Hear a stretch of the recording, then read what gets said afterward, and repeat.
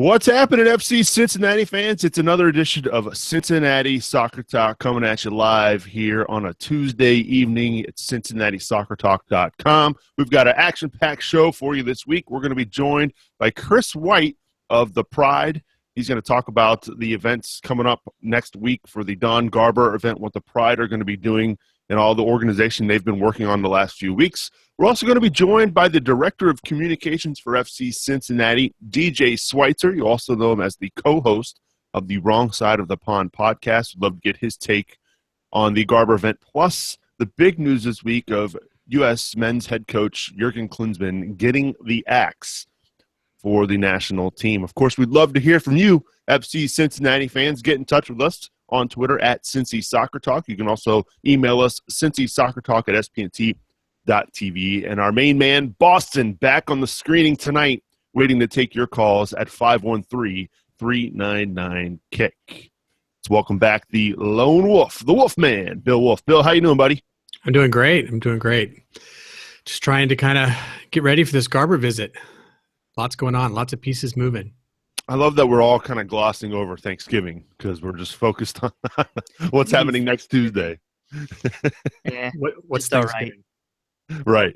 We're also welcoming back Brad Weigel to the program. Brad, how you doing, buddy? Yeah, good. I'm excited. We have a big week ahead, like Bill said, with the Garber visit. I'm just excited to see all of everybody's hard work come to fruition, and also excited to see what Chris and DJ have to say about how everybody can get involved in the coming week. Yeah, absolutely. And speaking of Chris, let's bring him into the show. He is a member of the Pride, and he's been a big factor in getting everything organized. Chris White, welcome to Cincinnati Soccer Talk. How are you, man?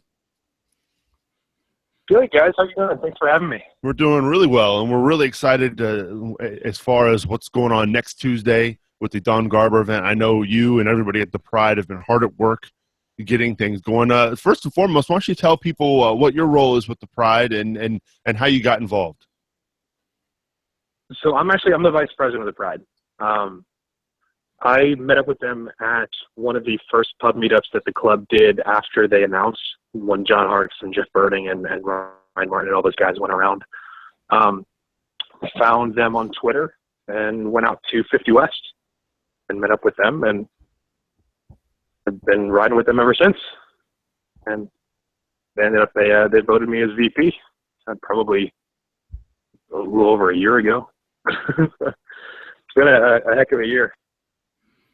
Yeah, man, it's really been cool to see all the hard work the Pride's done, especially one of the favorite moments of my year was the plastic cup, and just how you guys got that involved and working together with a lot of the different supporters groups, not just in town but throughout the league. Yeah, that was a lot of fun to help put together. The Coopers, they like to talk a lot of trash, but it was nice that we got to take that from them. Give them a little spanking, man. That was just a little bit more than a typical beatdown.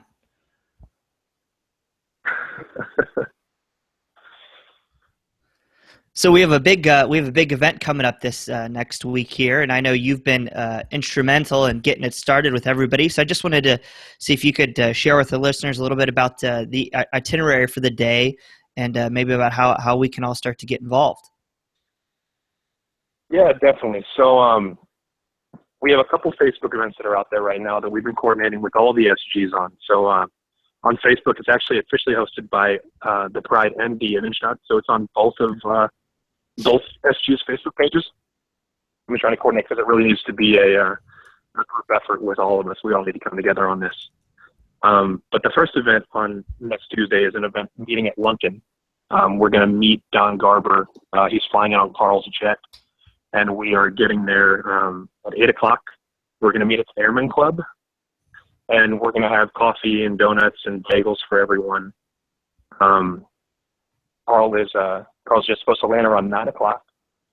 So around 8:30, 8:45, march from the Airman Club over to Carl's hangar. And we'll have drums, we'll sing songs, and we'll kick off Don Garber's visit the only way we know how. How can I know that part is a little bit more exclusive. How can, if you want to get up there bright and early, how can people get involved with just that segment of the day? So with just that segment, so really we have a cap of about 120 people, but honestly, just go RSVP on the Facebook page, on the Facebook event. There's a couple giveaways we're doing as well. We're having a second event that day is a pub crawl that we're doing, and the first 100 people that show up, we're going to give them a customized plastic mug that's going to give them some discounts on that pub crawl. And I just got verification of this today. The first 120 people that show up to Lunkin are going to get a wristband that guarantees them access to the town hall that day. Yeah, so if you're worried about getting into the town hall, because it has a capacity of about 400, 600. 600. 600 600 wristbands are going to be given out. So we're getting 120 of them. The club was gracious enough to give us 120 to give away at Lunkin. And then those people who show up bright and early and welcome the plane guarantee a spot at Woodward for the town hall. So definitely, yeah, the first 120. Yeah, so kind of walk us through this pub crawl. I mean, how do we get involved? How can we keep track of where you guys are going to be at all times? That way, nobody gets lost and we all can stick together. Yeah, so the pub crawl is going to begin. We're going to leave Lunkin. We're going to try and get down. It's going to be a Taste of Belgium down the banks, the new one that's in Radius, between 10 and 10:30, depending on when we can get out of Lunkin. So they are giving they're giving us a discount. Anyone with the mug gets 15% off. About 5 different beers, all pretty much local, and then one Belgian beer because they're Taste of Belgium. So we'll stay there till around noon, and then we're going to take the streetcar up to Taft's. And they're giving us the discount with the mug. They're going to fill up. It's a 22-ounce mug, and they're going to fill it up to the 16-ounce price. So I think that's $5.75. So not too bad. So we'll stay there till around 1:30, and then we're going to go from Taft's to Rhine House, where they're going to have a food truck, a FIFA tournament. They're going to have an extended happy hour. And around 1:30, Taylor Twellman is supposed to be at Rhine House. And then around 2:15, Don Garber is supposed to show up. Wow. So we definitely want to be there with our pub crawl and make sure that place is packed, which it's Rhine House. It shouldn't be hard. Are you going to challenge TT to a little FIFA action? I think we're going to have to. Oh, yeah. Well, good. Well, I mean, I'm really excited to see how it all comes together. And are you going to be able to be tweeting your location, or how can people stay up to date while you guys are going from place to place? We'll definitely be live tweeting it. Yeah, we're going to have a big social media presence with this. Make sure people, anytime, because it's during the workday, so anytime people can get out and join us, we'll make sure that they know where we are. Yeah, one of the questions I have for you, Chris, and again, I know a lot of people have a lot of expectations as far as this event goes and what it means for the club. When you hear of Don Garber coming to town and Taylor Twellman coming to town to talk about potentially joining MLS or what that picture looks like, I mean, what is it that you want to get out of this event next Tuesday? So we really, you only have one chance to make a first impression. And this is really it. Like this, it's amazing that after 1 year we have this opportunity. And I mean, Cincinnati loves an event. So if you can come out on next Tuesday and really just show him what this city's all about, I think we can really pull this together. But realistically, I mean, it would be nice if at the end of the event, Don Garber goes, "Yeah, welcome to MLS." I know it's not going to happen, but I mean, what is it that you expect the outcome will be, and how will you feel Wednesday? Hopefully exhausted. Actually, guaranteed exhausted. I'm right. Gonna be exhausted after this, no matter what. But maybe hungover. No, I think we've laid all the groundwork. We're doing everything that we need to. That I'm going to feel confident Wednesday. So at this point, you mentioned 120 was kind of our cap as far as the hangar. Can you maybe give people an idea of how we're doing as far as numbers and getting to that 120 people? So last time I checked the Facebook event, we were at 66 that said they were going, and we had 54 that were interested. So we're getting close. If you count all the interest, I don't entirely, but we're going to continue to push. We're going to try and get the guaranteed number up probably around 90 or 100. So there is definitely there's still room, and 120 is a loose cap. We need a big crowd there. So I know next Tuesday's not looking too bad. Hopefully 50-something degrees. Not too bad for the end of November. Lovely November day. Yeah. Yeah. What are the you talked about the Facebook invites. What are the names so people can go online and try to find them? The name of the Facebook events? Yes. Just it is. It looks like it might be Welcome Don Garber to Cincinnati. Yeah, that's the name of the Lunkin event, and then the pub crawl is Drink for #MLS to Cincy.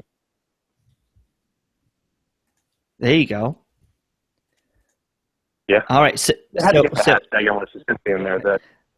That's our hashtag for this whole thing. So just throw Drink for in front of that. Yeah. So all right. So now let's talk a little bit about your group, the Pride. How can we get people to be members of the Pride, and tell us a little bit about why they should get involved, especially with the upcoming 2017 season. So we you can join us at thepridecincy.com. I just changed the website over a couple of weeks ago to make it ready for the 2017 season. Really, it's just about continuing to grow this thing. We're one of the larger SGs.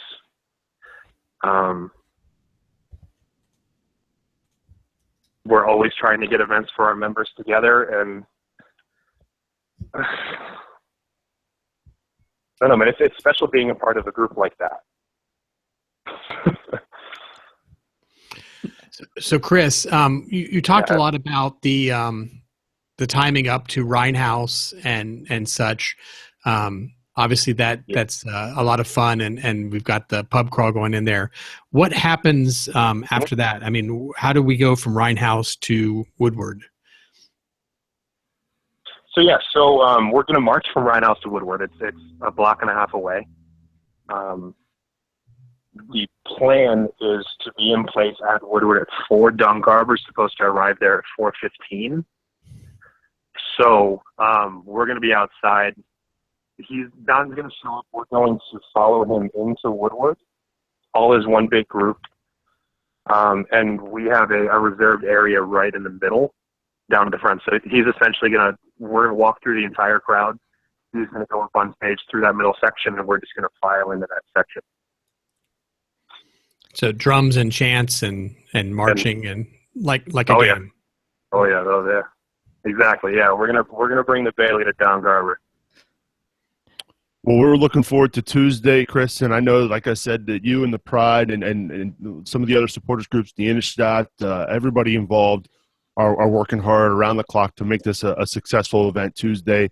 Best of luck on Tuesday, and again, you consider yourself proud. I mean, that was what you guys have done has been amazing, and we're really looking forward to Tuesday.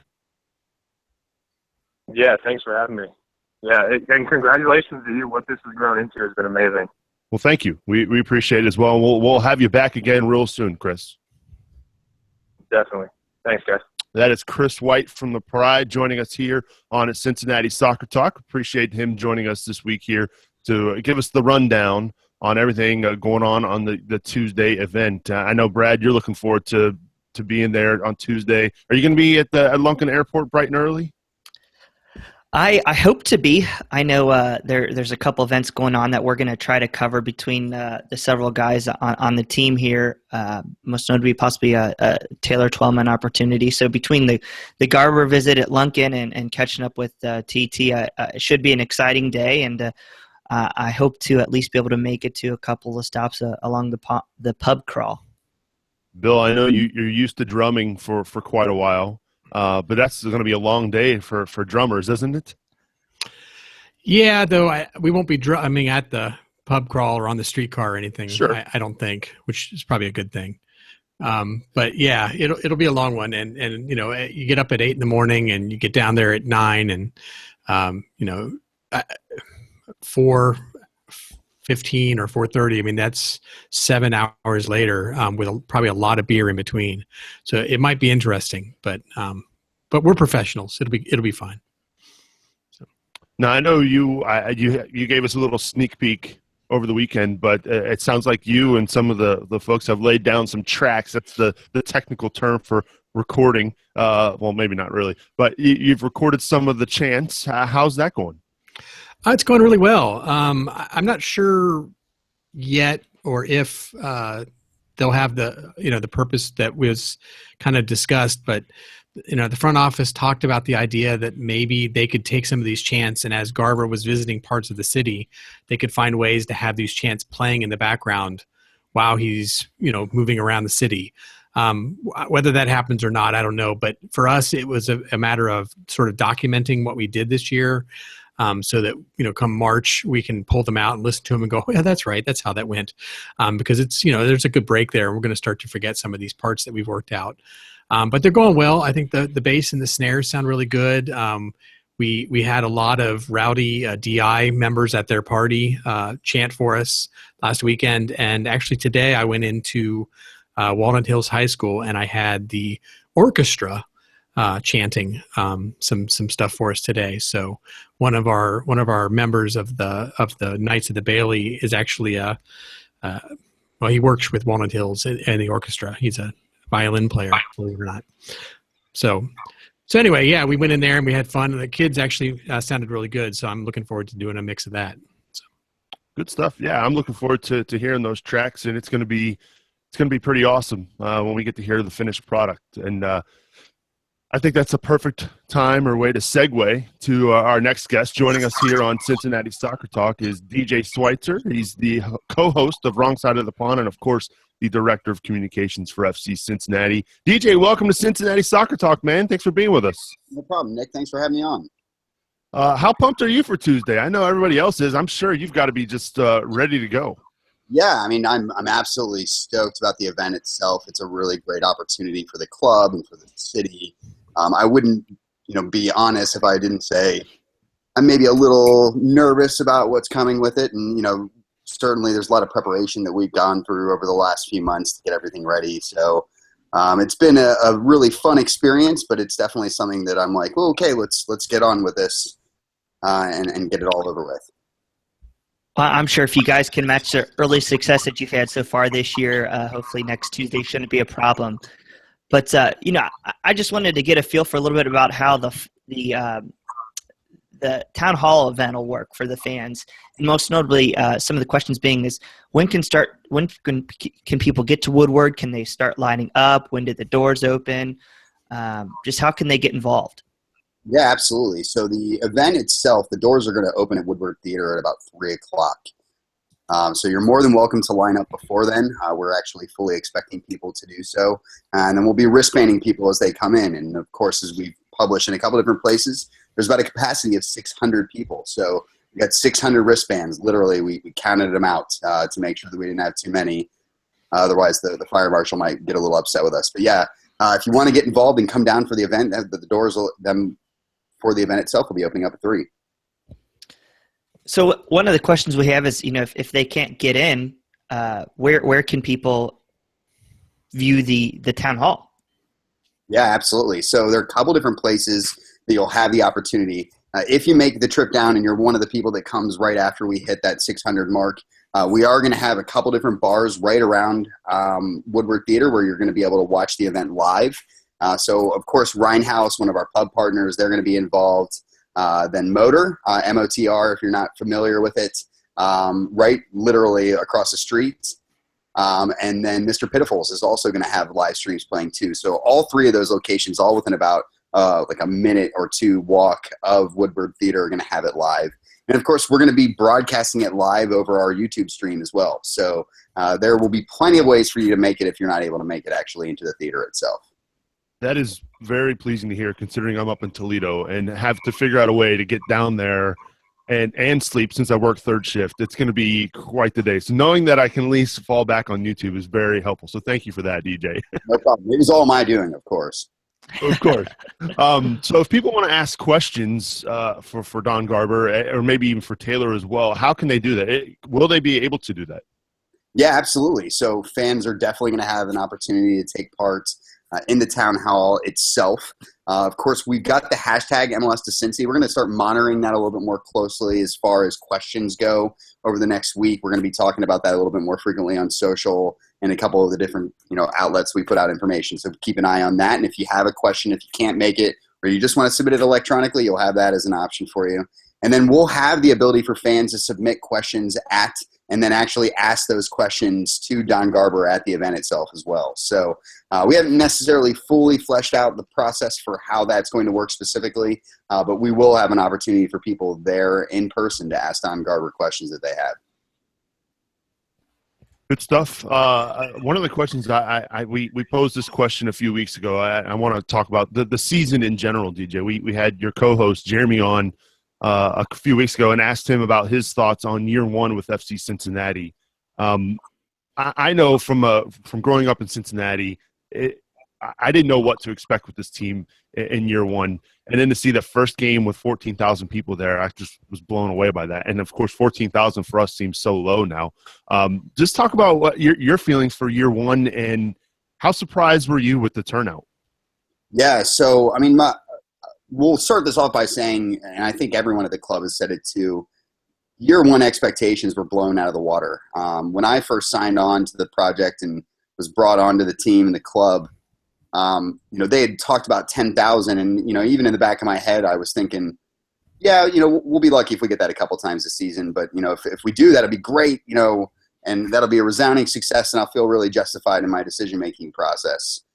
And my history with all of it's kind of long running in that, much like you, Nick, I grew up here, went to all the professional teams that were here while I was in town, dating all the way back to the Silverbacks, the Riverhawks.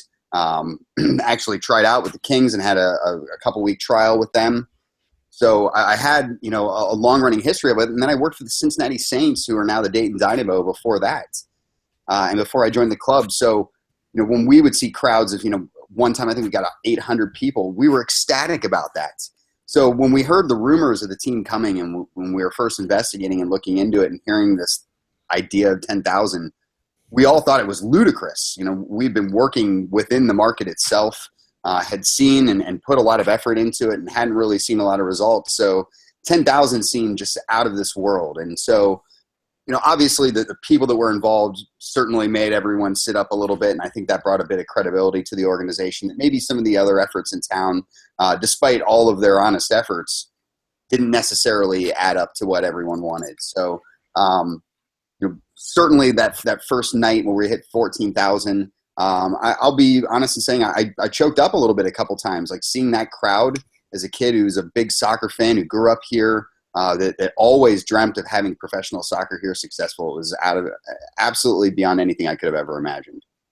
Yeah, I thought the same exact way.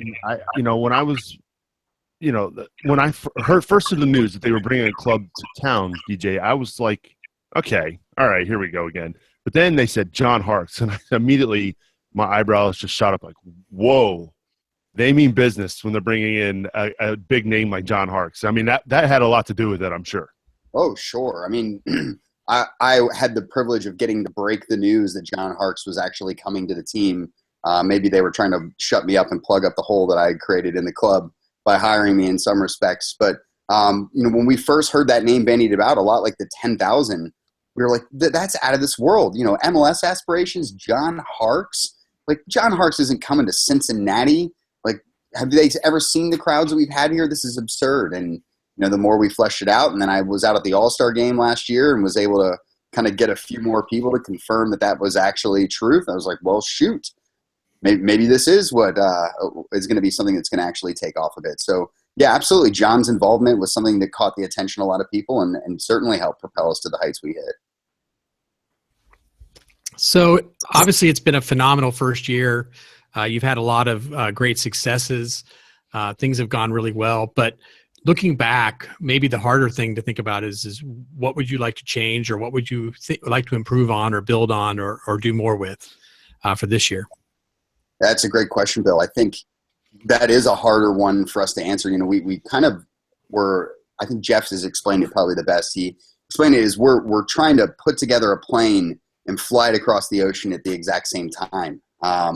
And we're all trying to hang on to the side of that plane and still put it all together. So the first year we were literally creating things on demand and coming up with the promotions and the ideas that we were going to advertise and all the different things that we were going to do to help promote the team. And, we pulled it off and it was amazing that we were able to do that, but it was really chaotic at times. So I think this year, what I'm really looking forward to more than anything is an opportunity to plan.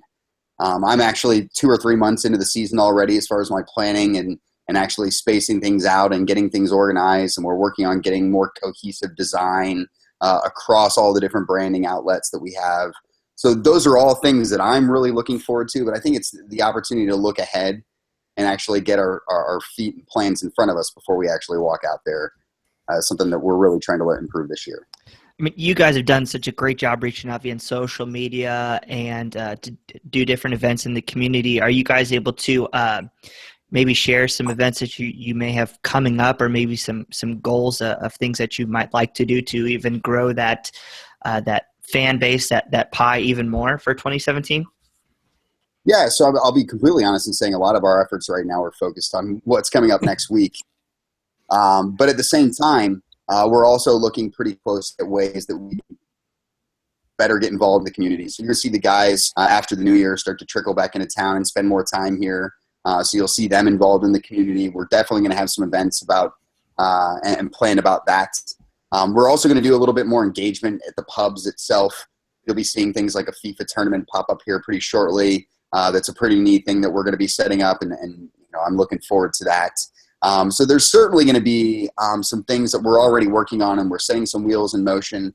But right now, I'd say we're pretty firmly focused on what's going down next week, and then we'll let you guys in on a couple other things that we got in the works too. That's fair enough. So I know I kind of want you to take off your FC Cincinnati hat real quick and just kind of talk to us a little bit about some of the new changes we have coming up here in the USL, and most notably, like your opinions of the 3 sub rule, and also maybe the new media partnerships that are sprouting up. Yeah, so I think the 3 sub rule, as far as a competition standpoint goes, I'm always a big proponent of making sure that the game is normalized as much as it can be, from the very top ranks in the game all the way down to the developmental levels. One of my biggest gripes about the college game, and I'm certainly an ex-collegiate player, so I can't complain too much about it, but the unlimited substitution rule, and I'll say unlimited with air quotes there, is something that really doesn't help gear people towards a professional environment and being successful on another level. So I'm all for changes about three subs. We saw a lot last year that not all coaches utilized all of them anyway. So I think a lot of people are already geared towards that third change and stopping there. And if they do introduce something different, maybe using it for something like head injuries as a way of kind of protecting players a little bit better, I wouldn't be opposed to that. But I am looking forward to those kind of competition changes that we're going to be seeing of it this year. On the media front, yeah, it's really exciting. I think the biggest excitement to that is next year we're going to see a drastic raise in quality in the away broadcasts. I think that we are all frustrated, especially I who wouldn't necessarily be traveling to the games all the time, would be relying on a stream, would be extremely frustrated when maybe like for an entire half you don't have the ability to watch it and actually tweet out from the team account. So the ability to actually get everyone on a somewhat more level playing field, I think is going to be a huge benefit for the league. Fans all across the country are going to get an opportunity to see and actually experience the game in a better fashion. And I think it's going to give us a better opportunity to actually get some of our away games on television. So let's all hold our breath and make sure that that's something that comes to fruition. I know you're a soccer junkie, and the fact that Opta's involved next year as well is probably just news. I mean, you've had to be ecstatic about that. Yes, I am stoked about Opta's involvement. It's someone who puts together all the graphics for halftime and post-match. It murdered me at times that I wouldn't have direct access to things like possession statistics or passing percentages, and even just forming opinions about like post-game write-ups. Those things are really important. So I'm really, really excited about that. Opta has obviously been a leader in the game as far as statistics go for a long time. I have a couple friends that work in their New York office and actually will be covering some of our games most likely. So that's kind of exciting too. So big things coming down the pipe for that. And I think that's a fantastic partnership for the league. So I know, DJ, you're not directly related to ticketing. We have other people within FCC related to ticketing, but there's also some talk about a new ticketing organization. Do you have any information on that you can provide so people understand how that might affect trade-ins or ticket updates or other things related to purchasing tickets this year? Yeah, I mean, that's something that's been bandied about. We don't necessarily know the specifics, and I haven't been involved directly in that, as kind of you mentioned, but I know it's something that the league's investigating. For the foreseeable future, we're still going to be using the same ticket setup that we have with Glittner. We're pretty happy with that partnership, and unless something drastic happens in the next year or so, I wouldn't anticipate any changes at bare minimum for 2017. Great. Now, one of the questions I have, you being new to your role, and also we're seeing an influx of new teams, both expansion and coming in from other leagues. As director of communications, how's it been to work within the USL and especially within other teams? Are you able to communicate easily with them and kind of share best practices and develop relationships and such? It's an excellent time question, Brad. Actually, we're going to be having a summit for USL communications and marketing executives down in Florida after the turn of the year. Much like we saw Jeff Smith was just and Dan McNally were out at the sales and operations summit in San Antonio. We're going to be doing the same thing. This will actually be my first opportunity to kind of mingle with some of my contemporaries across the league and actually get to talk to them in non-electronic ways. I do have a couple relationships with a couple people around the league already, just from my prior life in soccer circles. So guys like Jonathan Littner down in Louisville, I already have a good working relationship with, and he and I occasionally chat. But I'm really looking forward to the chance to get to talk to people who are working in different markets, have different opinions on the game, and different ways that they think is an opportunity to reach out to their supporter bases. And there's always room to grow there. I mean, as you kind of mentioned, I'm new to this role. I'm used to tweeting my own personal thoughts 24/7. And now I'm having to kind of measure and decide what makes the most sense for an organization and how will that be perceived. Will Austin Berry holding his hands funny in a picture make us look bad in some particular way? So those are the kind of things I've never really juggled before, and it's certainly been a learning experience at times. But no, I think the opportunity to see what other people are doing and get to learn from some of the other people who are doing what I'm doing is going to be really fun. Yeah, you got to watch yourself before you press send. That way we don't grab Ted's attention. Yeah, well, I'm pretty much always grabbing Ted's attention. When I'm hitting send, the biggest concern is just that I'm tweeting to the correct account. Yeah. We've all been there. Yeah, for sure. Our call screener, Boston, actually wanted to ask you a question, DJ. He's on the line now. Go ahead, Boston. Hey, DJ. I'm a big fan of Wrong Side of Pond, and I know you love a good soccer conspiracy, so I do have a question for you. They say diamonds are forever. In this offseason, we have seen an influx of diamonds making their way onto official FCC images. You could say finding these posts are no longer like finding a diamond in the rough. Our good friends on r/FC Cincinnati have taken notice and have started calling the phenomenon Diamondgate. So someone has to ask the truly tough carrot question. Are the diamonds there just to be a girl's best friend, or do they point to fewer, better things? So first question, that was way too poetic for me to follow up. Response. Thanks for the question. I too have noticed Diamondgate. It's something that we are certainly embracing a little bit this year. I would be remiss to give too much information. It's something that we're trying to incorporate more. Certainly don't want to blow anyone's expectations out of the water, but Yes, I think we'll see Diamonds around a little bit more in the future.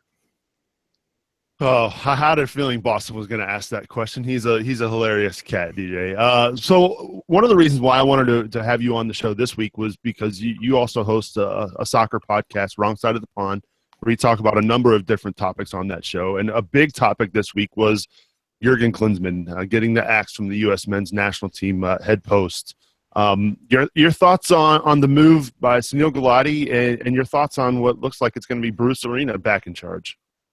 Yeah, so, obviously that was something that had been coming to a head for a long time within not just media circles, but fan circles.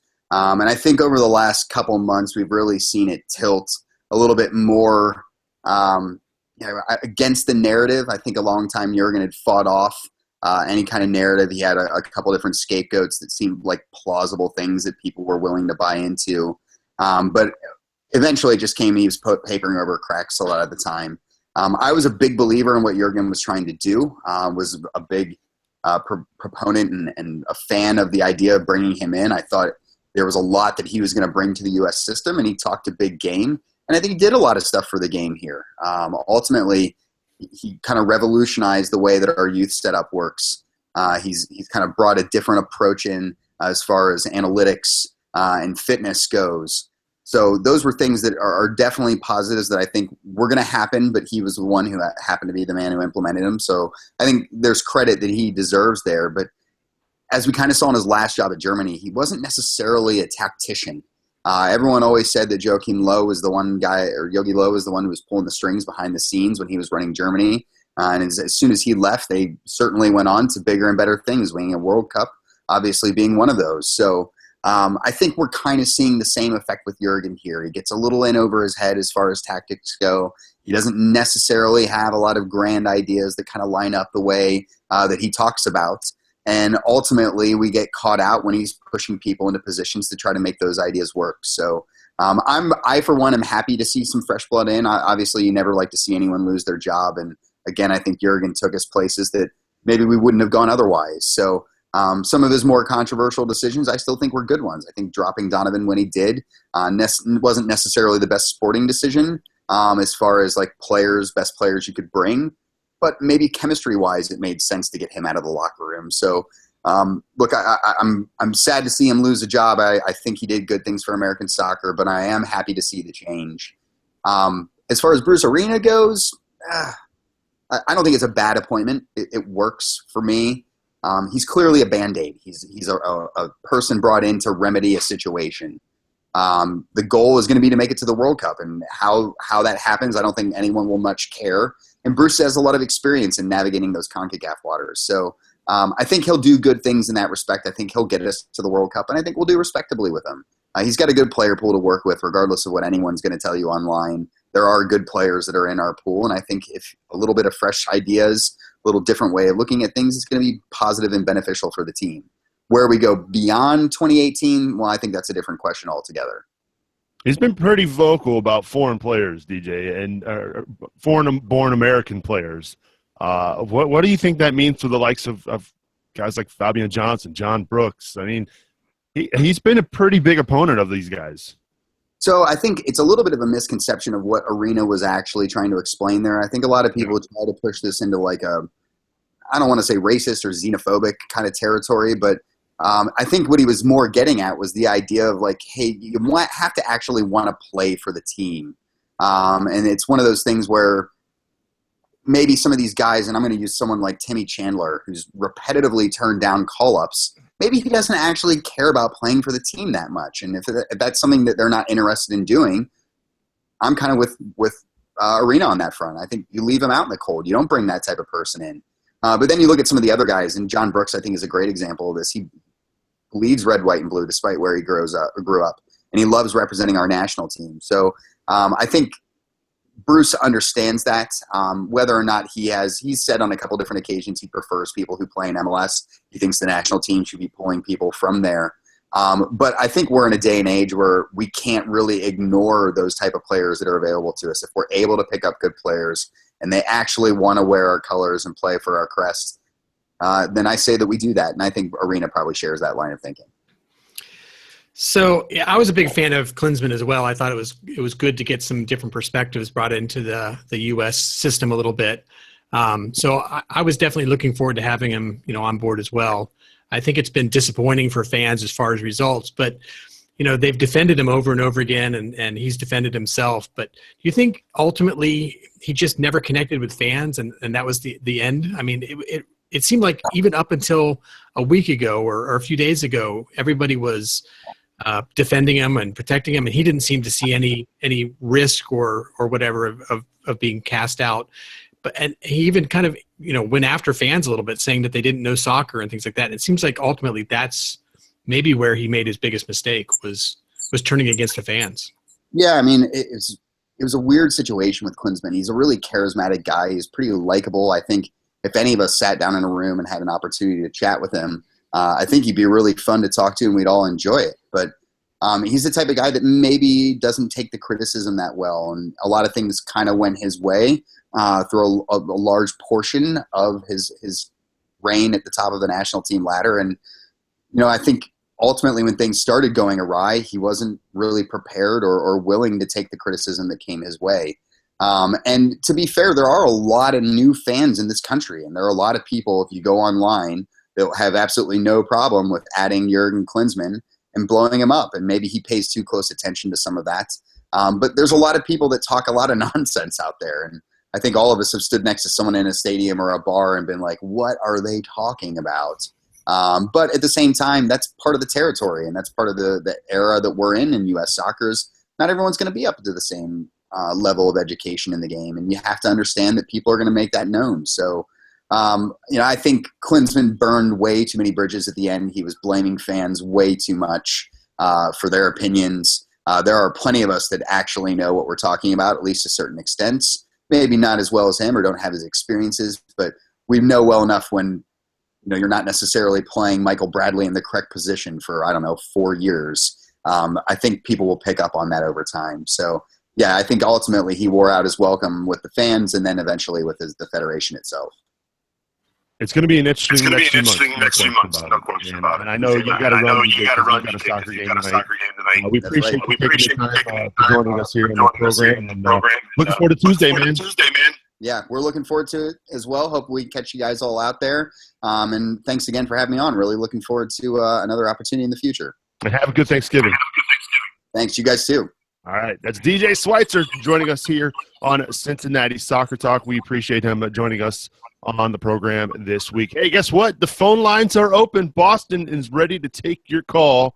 513-399-KICK. That's 513-399-KICK. We'd love to hear from you, folks. Big news dropped last week after we had Mitch Hildebrandt on the program. Guess what? He's back. The goalkeeper signed a new deal and is with the club. Bill Wolf, your thoughts on the signing? I know you were pretty stoked. Yeah, absolutely. Obviously, the important thing is for these guys to get on our show, and then we can get them re-signed. Right. Come on, we need a Coley to get his re-signing now. Oh, yeah, don't call me out on that. Yeah, so hopefully we'll get him re-signed. We need to have Stevenson on the show, though. He's my boy. So, but yeah, I think it's good to have him. He, if anything, on the field, he was phenomenal. He was there, just almost every minute of every game. But I think it's important to have players that really tie and connect with the fans, and he really did. I mean, he had an energy that he brought to the Bailey. He had a synergy that he created with them, and you need those players who don't just run 90 minutes on the pitch and kick a soccer ball, that they're actually part of what's happening in the stands as well. And I think he was one of those fans who truly reached out and connected, or one of those players who truly reached out and connected with the fans. And it's important to have those players. So I think it's a big thing. He's a face of the team, and it's great to have him back. Yeah, and I think he's buying into what we're doing. I think he sees what Jeff's doing in the front office, what John Harkes is doing on the pitch, and I think he sees all the excitement. I can't remember the exact article, but I know he referenced about how he sees this group going to the MLS, and he wants to be here for that. I don't think it's out of the question that if he continues to improve and do well, he might be able to stick on that roster. So I think overall it's a huge positive. Josef said it last week. He's almost like the team mascot. I definitely would say he's the most identifiable member of the team thus far, and I just think it's huge to have him in the fold. Yeah, I'm glad to have him back as well. Obviously, when you can sign or re-sign the league goalkeeper of the year, I mean, he also had a bargaining chip on his side too by winning that award. He had a good year for a guy that didn't get as much playing time as he had hoped. Up in Minnesota, got a fresh start here in Cincinnati. He made the most of it. There's no question about it. So I'm really pumped and glad to have him back in the fold for next year, which means we can have him on the podcast a lot more often because he was absolutely a blast last week chatting with him. No question about it. Have you guys set up that Skyline Chili date yet? We have not, but we'll have to make that happen. I was quite pleased with that offer. I got to make that happen, man. That would be a ton of fun. And my son Ben's like, "Can I go, Dad?" Of course. Yeah, we'll have to make that happen. Yeah, good stuff. I'm going to give a shout-out real quick before we talk about something else. I'm going to give a shout-out to Jared Handra. He's tuning in from TIFO night going on right now. They're making a big TIFO, I'm assuming, for the Don Garber event coming up on Tuesday. Although I guess you never know. You could be starting to make TIFOs, although you don't know the schedule for next season. It's definitely for next Tuesday, and, right. and I've seen bits and pieces of it. It looks really nice. They're doing a phenomenal job over there. When don't they do a phenomenal job? I mean, every TIFO this year was great.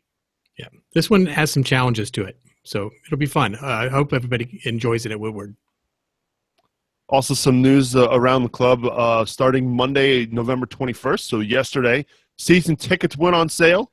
So if you are on the fence or you haven't gotten your season tickets, what are you waiting for, FC Cincinnati fans? Get down there. It's an affordable season ticket. It's something that you can enjoy all summer long. You know what? It could even be a great Christmas gift for the FC Cincinnati fan. Again, if you want to get tickets, log on to fccincinnati.com. They have all the details there. The club level is sold out, and so there's some other areas of the stadium that are going to be sold out too. So you need to quickly get on board to get those season tickets, right, guys? Absolutely. Yeah. I mean, I was going to say the rumors, the Bailey demand's been high thus far, and we know how popular a ticket that was last year, so I would not want to be on the outside looking in, missing out a spot for all the games in the Bailey this year. Yeah, I've also I've heard that at least one section of the west side is sold out, so that's the side that obviously doesn't get the sun in your eyes as much, and supposedly one section there is sold out, and the others are going pretty fast, so it may be that there's areas of Nippert Stadium, maybe more of the popular areas, that if you're not a season ticket holder, you can't sit there. Can they get to 10K, guys? I know that's their goal.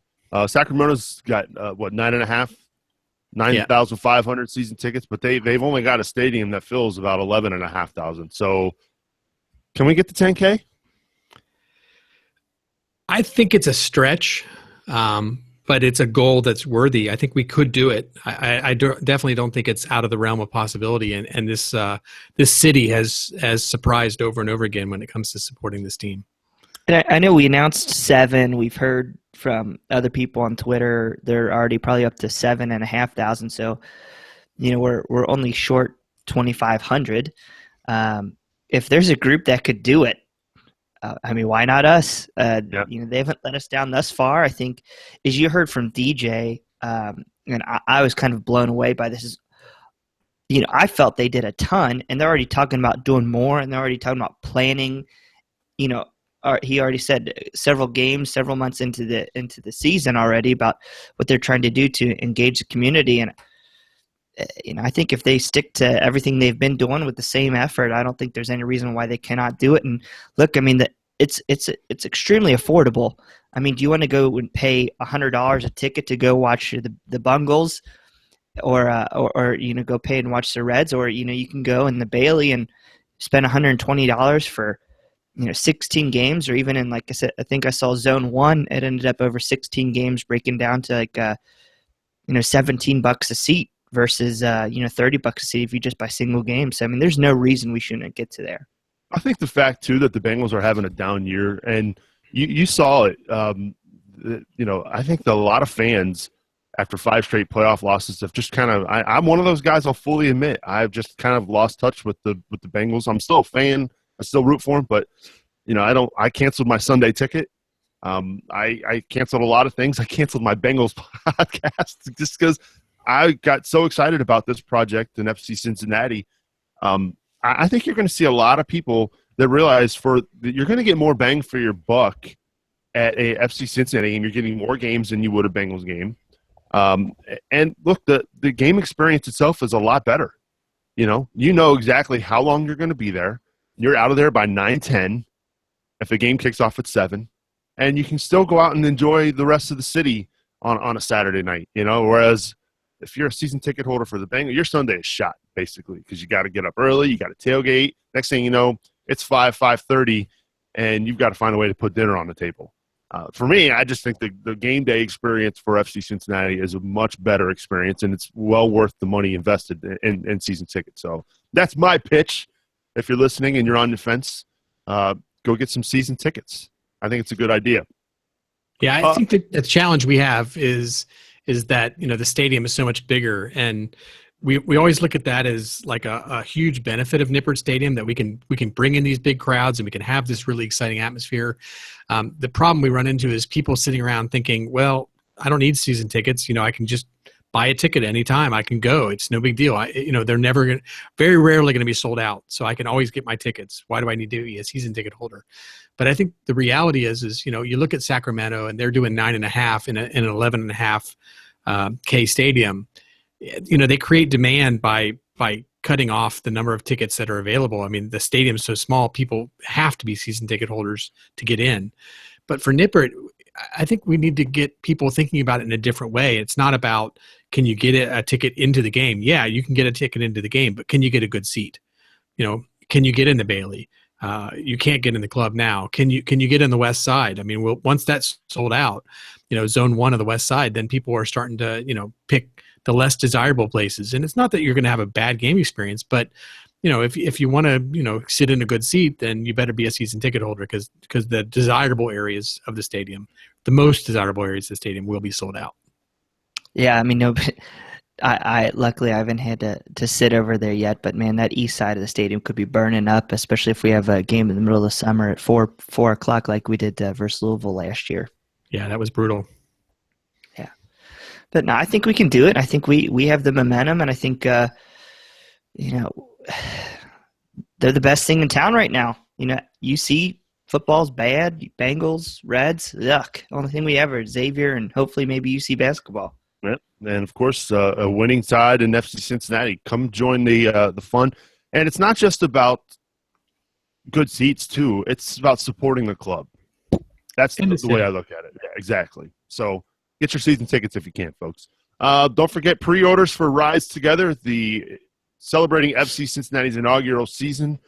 Pre-orders are on sale right now over at fccincinnati.com. They're $24.95 for the time being. So get your pre-orders in now, folks. Again, that book, Rise Together, celebrating FC Cincinnati's inaugural season. Of course, last week, the news also dropped about the brand new beer supporting FC Cincinnati. Does the beer – yeah, we could say that. The Imperial Blood Orange IPA. Did either of you have a chance to try it? I didn't. Oh, it was phenomenal. I hope see if you can get Boston back on, because he was at the actual launch. But I mean, in my opinion, it tasted fairly similar to the standard Blood Orange IPA. I know Boston may differ a little bit with me, but geez Louise, I think it was like 8.5% alcohol. You just gotta watch out. But it was well worth the money. Is wonderful. Boston, what makes it Imperial? Good. Oh, it's just I believe it's just a double IPA. It's a bit stronger.